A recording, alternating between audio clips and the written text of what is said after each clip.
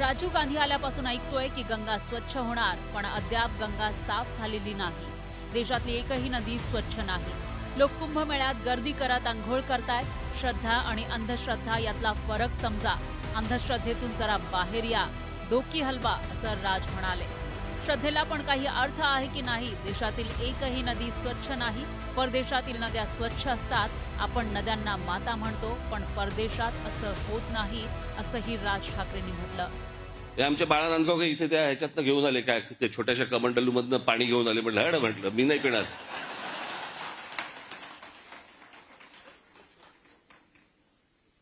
अहो मला सांगा, आता तो सोशल मीडिया आल्या, पूर्वीच्या काळात ठीक होतं.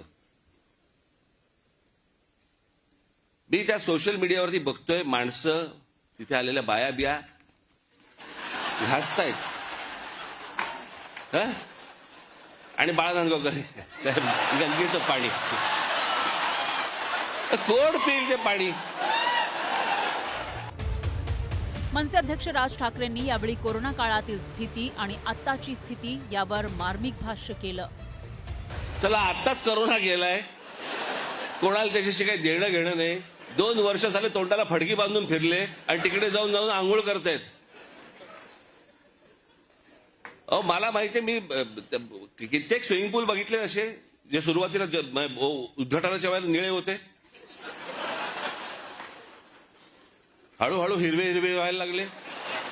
कोण जाऊन त्याच्यामध्ये मला सांगा पडेल त्याच्यात?